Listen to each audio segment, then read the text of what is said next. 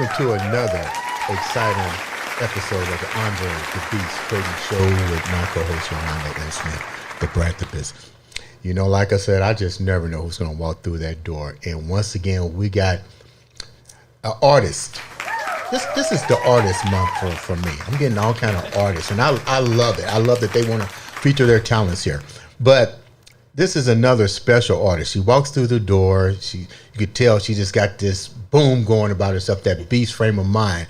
And the reason why is her song. We just heard her beautiful new release, and we're going to talk about that and a little bit more of her accomplishments. In the house, we like to welcome none other than the lady herself, Miss K. Huggins.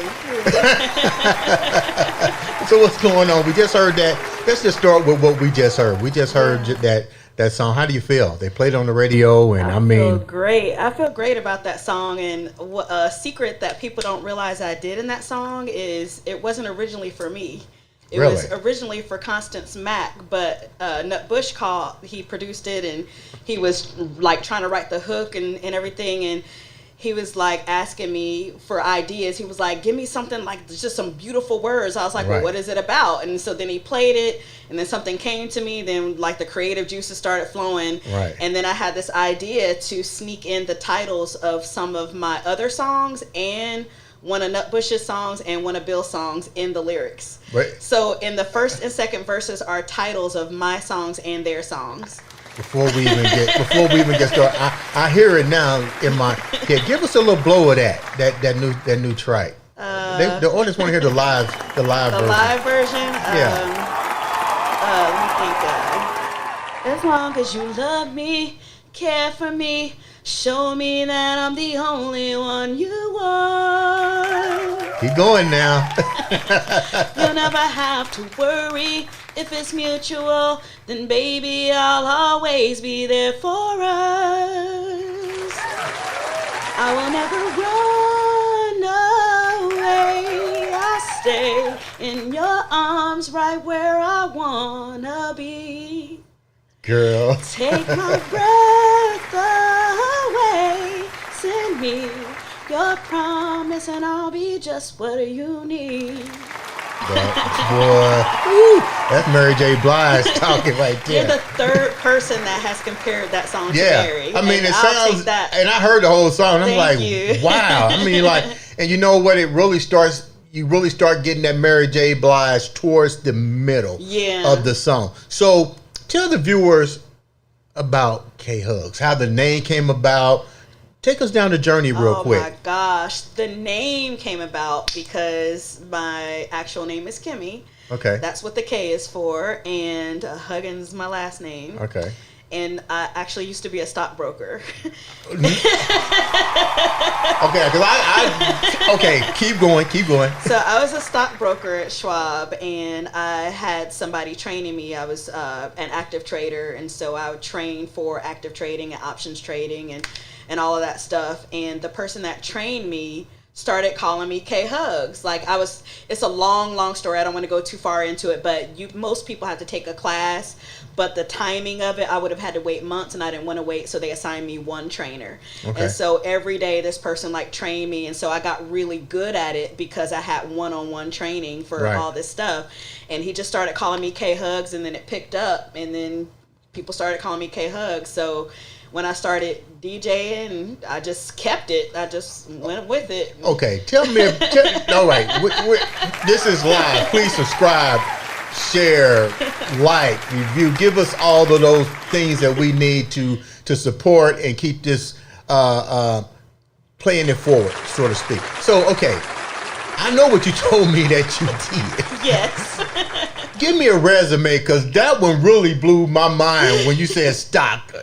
Man, so my resume is ridiculous because I've switched careers over the years, and so I started off in healthcare. I thought that I wanted to be a lab technician. Okay. And was. Okay. So I was an IV technician, then a lab technician. Something happened, a hospital accident when I was pregnant with my daughter, blood spilled on me, got out of the healthcare field. Had her, got into insurance, did life and health insurance for a year, and then after that, applied for Schwab and I was a stockbroker, active trader specialist, and then later ended up in the downtown branch as an advisor. Then after that, wealth management, and then I became a mortgage banker and invested in real estate, and then ended up in marketing. Started Angie's Listen, doing marketing for like home services, and then now ended up where I am now with the Atlanta Home Shows. You're definitely a beast. Thank you.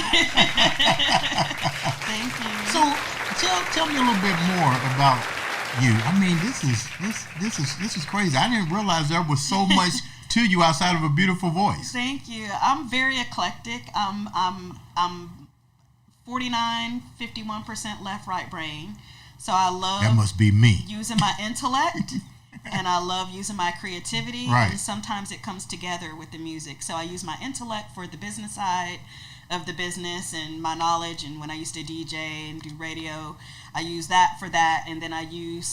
Back up. You used to do what again? DJ? I used to DJ and do radio. Okay. And after lunch with K Hugs. Man. On neojazzradio.com. I like new, jazz. Not boring jazz. Speaking of jazz, I noticed that you had the jazz vibe in that song. Yes. Is jazz one of your favorites? It's one of my favorites. I grew up on smooth jazz. Yeah. Road trips with my family, and we had it playing in the house all the time, and so I have a love for it. I have twin cousins that are into jazz. My cousin Jared, he plays saxophone. He's with Premium Blend. He just put out a new jazz album. So he's on my new song Chemistry on my Naked album, and that one Chemistry of Mine, what? It's on my. I have an album released called Naked. It's called the Naked album.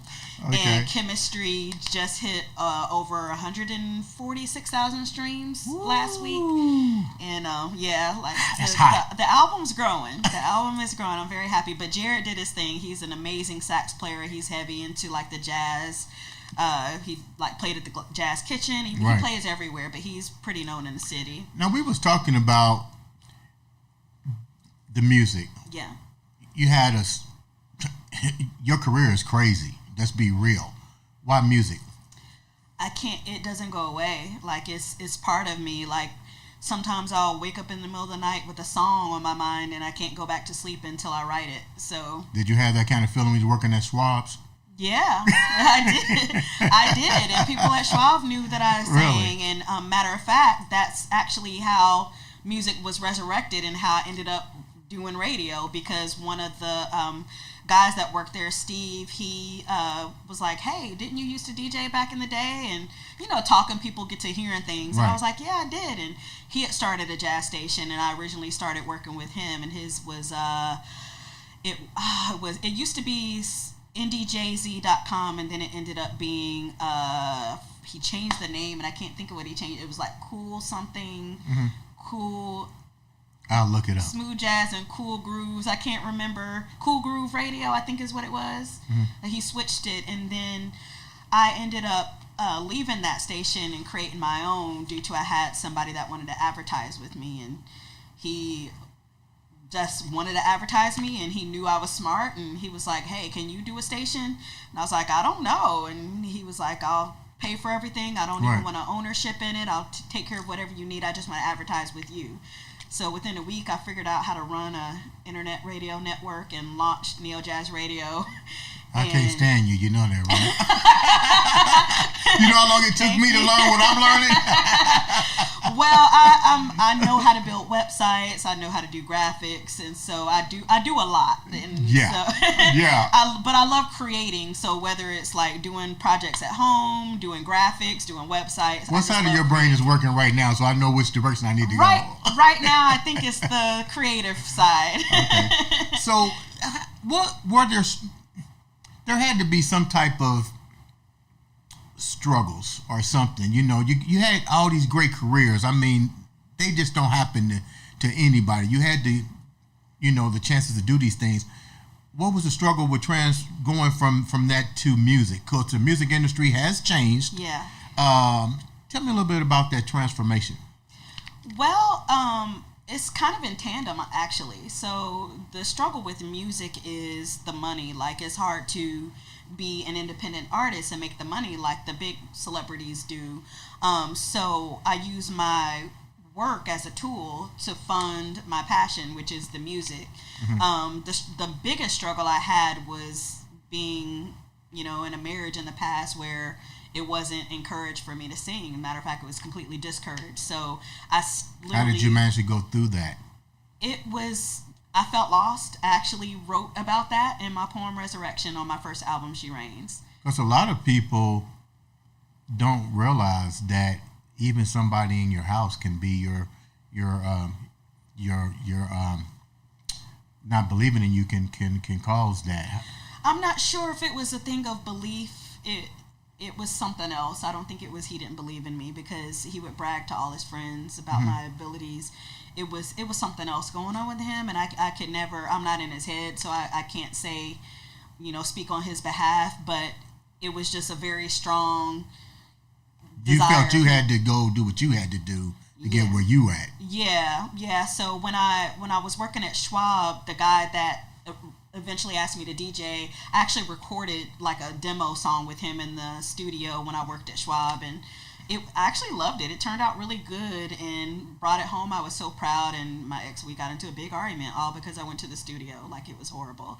So soon as I got out of that marriage, the first thing I did was, well, not the first thing, but one of the first things I did was I just posted on my wall something like, hey, I'd love to sing in a band, and without even really... You put it out there. I just put it out there, and somebody picked me up, and I ended up in the Ground Zero band. I was in the Ground Zero band for a year, and then I decided I wanted to write, and they were doing covers, and so I left the band gracefully, and I bowed out. And what was crazy about that was the night that I sent them the email that I was leaving, it wasn't anything negative. It wasn't, I wished them well.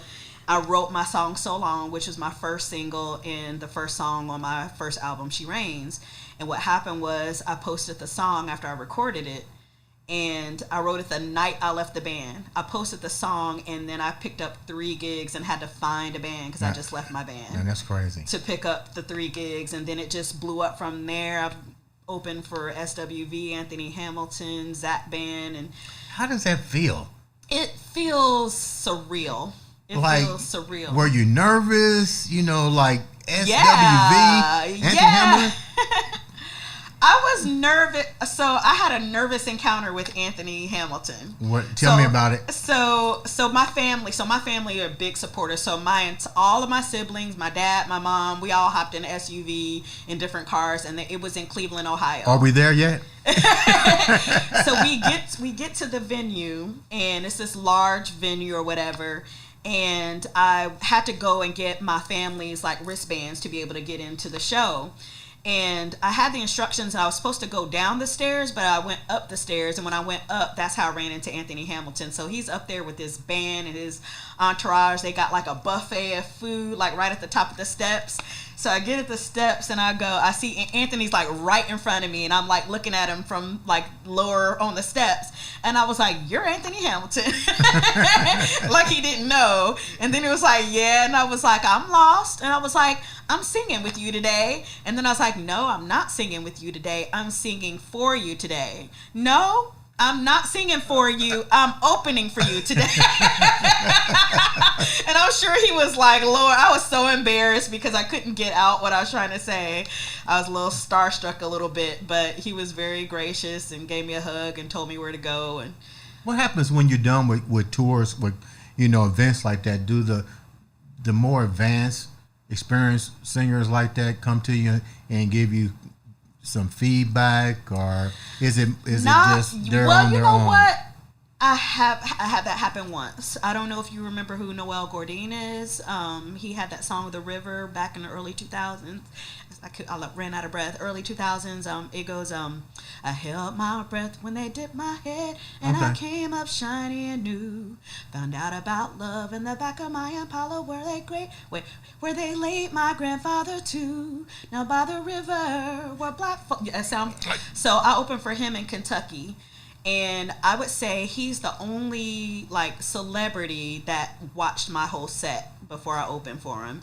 And he came up to me and was like you perform with a passion that I haven't seen in a while. Like, he was very supportive. We follow each other now on social media, and he was just very graceful, and it was kind of crazy because there was another girl from London that opened before him too, and everybody like knew her and loved her, and she had a table with her CDs, I had a table with my CDs, and everybody gravitated to hers.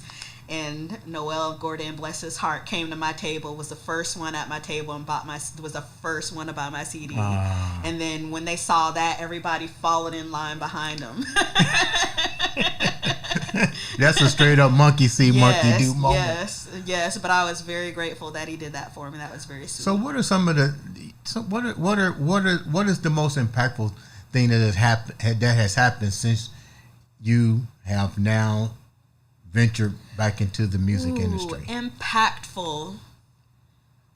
Because get real, your job resume is off the chart. The concert tours is off the chart. So I know something, several things probably has been like mind blowing for you. I've had some mind blowing experiences. I would say within the last year, the two things there's three. Go ahead. I've got 3 different songs that I released in the last 12 months that have all reached over 100,000 streams.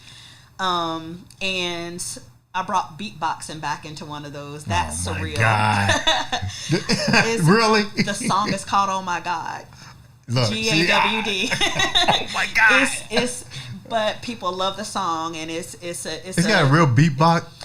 Yes, I called a guy we call Bassface. Right. He lives in Illinois, and he rode his motorcycle up here or down here to record his beatboxing, and he's beatboxing over me doing runs. Really? Yeah, so I'm like going, oh my God, and he's beatboxing while I'm doing it, and I'm going like this. You'll have to hear it because I'm like doing the run. I keep doing this run over and over, and he's beatboxing while I'm doing it, and it's just really cool. What? But the surrealness though was I saw that I was on a Billboard playlist and hit Billboard Hot Top 80. I got a notification. I was like looking at my artist Spotify. I was like, wait a minute, is that Billboard? And everybody was like, that's legit. And I was legit on Billboard.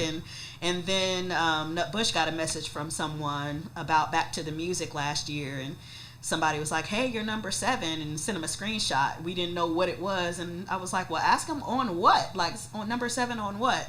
So he asked the guy, and the guy sent him a bigger screenshot. I was number 7 on Amazon's hot new releases on Amazon Music. There you go, girl. And it was up there for weeks. And so it's like all these hundreds of thousands of songs, and I'm like number 7 with Back to the Music. It was awesome. I'm available to carry bags or to be a bodyguard or anything, right? Yeah. So, I mean, those milestones, like the 100K and the Billboard and the being on Amazon hot new releases, like all of those are things that like I didn't even know I wanted that, like right, it just happened, and I'm glad. Like I know I want a Grammy, but it's going to take things like that to get me there. I feel like I can do it. But it's kind of cool how the music has always been in you. Yeah. But you travel different roads and succeeded in those different roads. A lot of people don't have a lot of struggles, but you still succeeded until something just called you back to the music industry. Yeah. What I'm interested in, we just talked about this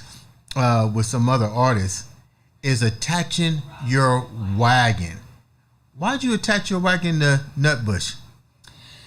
That is interesting. So he, over the years, we've been Facebook friends for years, but we didn't really know each other until last year.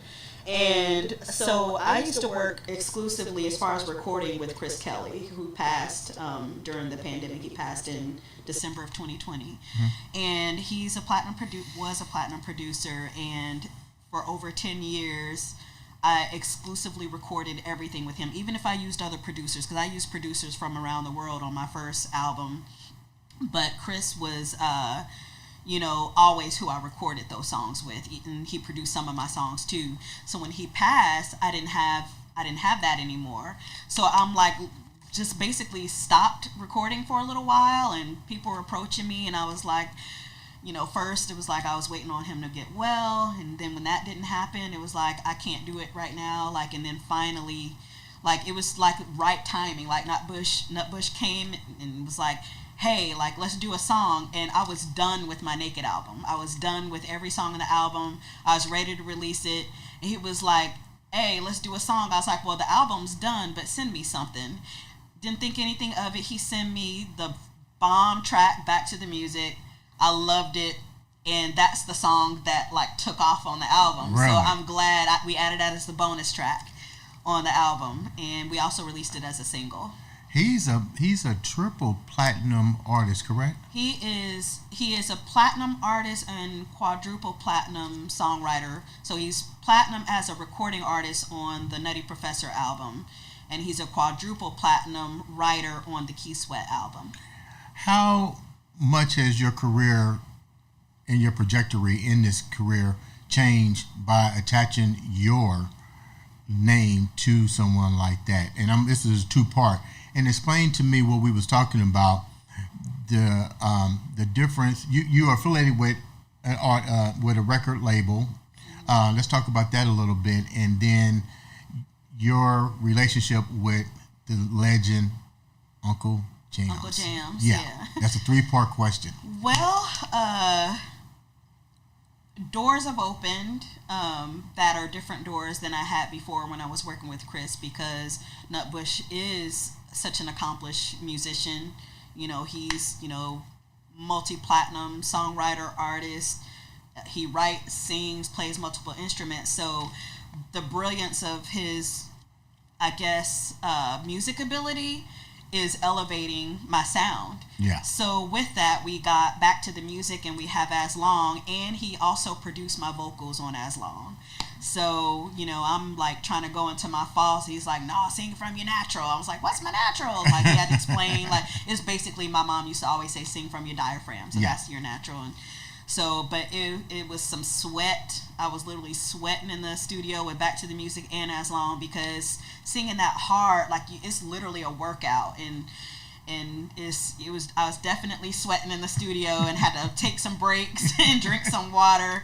But yeah, so the elevation of the sound is from that. And then of course, Bill is the business side of the Zoomies Entertainment, and he carries out everything as far as like our showcases and making sure that the pushes go out properly with everybody. So now we operate as a team, and then I do my part with the graphics, because I do album graphics. So I did Hello Me graphics, I did the As Long cover, I did Bill's cover for The Lucky One, and I did Nutbush's cover for Used to Be a Player Fun. Multi-talented. So we all have different roles that we do. Now you guys teamed up with Uncle Jams. Yes, so that connection is through Nutbush as well. So Nutbush was under MeCap with Uncle Jams, and Uncle Jams, of course, he has all of his artists, Kelsey, Damon Carl, 12,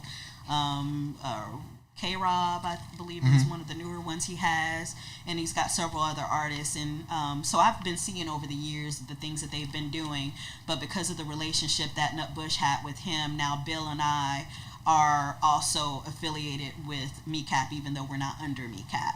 What is the music industry turning into now? What is it evolving to in your eyes? Well, I would say there's 2 parts to it. So there's a lot of the mainstream, to me, is just kind of cut and dry. It's kind of like repeat, like, everything kind of sounds the same to me. But for independent artists, I think that the streaming world has done 2 things. It's opened the door for independent artists to be able to release their music and get heard, but at the same time it hurts because we don't get those royalties from when people used to buy the music. We don't get the streaming royalties are so low. So for an artist to make it, I do love that I've had a few songs with over 100,000 streams, but that doesn't mean $100,000. It just means that many people are listening to your music. However, that's not a bad thing. Like I mean, the money will come. I'm not worried about the money. But a lot of people don't like to hear that, but the bottom line is, the money will come. But you got to keep putting in the work.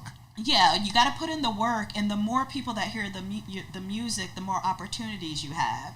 And so, like, we pushed the music. We haven't pushed Back to the Music in months, and there's still people like continually listening to it from the earlier pushes we did. So we just keep doing that just to get more and more ears on the music.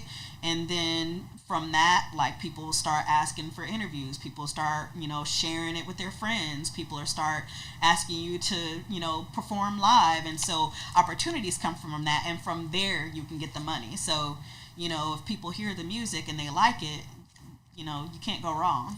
What do you think people struggle with being an independent artist? What is the struggle for that you've witnessed? Well, it depends on what your goal is. So if your goal is instant fame, that's a struggle, because being an independent artist, unless you have the majors backing you, you're not going to get instant fame. Like, you can put out the bombest track on Spotify yourself with no team, and it doesn't matter if nobody hears it. So if they don't know how to push it, they don't know how to do the business side, they don't know how to encode their songs, they don't know how to, push it to the DJs, they're spamming their family and friends. So now family and friends don't want to hear it, even though it could be the best track they've ever heard it. But this person done got on their nerves spamming. So you've got to know how to advertise. You got to know how to, like, move the right way in order to be able to be heard and seen. And when you're independent artist, you gotta know it all, basically. Yeah, you do, because I've had management before. I've had 2 different managers, and one was in Hollywood, one was in Texas. And my first manager in Hollywood, he was like up there, like, doing stuff with Pitbull and Michelle Montano, the biggest soca artist out of Trinidad and Tobago, but he wasn't able to give me the time that he was given to those other artists. So I didn't re-sign my contract because I was promised these things and it wasn't delivered. So I just was like, well, I might as well just figure it out on my own. If I'm going to be tabled, right, I might as well just do it on my own instead of just being tabled and being sat there. Before we wrap up, what's the end game? The end game is to be heard, and I would eventually like a Grammy. I really want a Grammy. I feel like I can get one, and I also want to encourage people to live out their dreams. So I don't want to just be out there. You definitely done it. Thank you. Like, man, I want people to see me and be like, dang, she did it. Like, okay, I can do it. Like, no matter what your passion is, doesn't have to be music, no matter what your passion is, like, you can do it. Like, you can do, be, and have anything you want. You just have to believe in yourself. If you don't believe in yourself, others won't believe in you. 2 things you got to do before we wrap up. Mm-hmm. You got to blow one more song, one of your favorites, not the new one that just got released. Okay. One that takes you back to, you go, wow, and give a little reason why you picked that song. And then after that, leave the viewers with something mindful. I'm going to say Send Me an Angel on my first album. Go. And okay, all right. My mind has been weary. My heart has been scorned. My soul has been discouraged. And I feel so worn. Lord, I know you love me, but I can't do this alone. Oh, God, send me an angel to protect my heart and soul. God, send me your angels to deflect what's not of you. And then it goes into, like, more of the hook. Why that song? That's the song that I wrote in the middle of my divorce. I was having a woe is me moment of, why am I going through this? And then right after that, I had an epiphany moment of, God, you gave me all this. So send me an angel. This was me asking for help to push me where I want to go and where I want to be. That's deep. Leave the audience with something motivational. You know what? Whatever you believe is true. If you believe you can or you believe you can't, you're right. So it's better to just believe in yourself. Ladies and gentlemen, this has been no other than the next Grammy winner. Yes, I received that. I got to get a ticket to this now. The next Grammy winner, ladies and gentlemen, this has been Miss K. Hugs and Andre The Beast Crayton Show.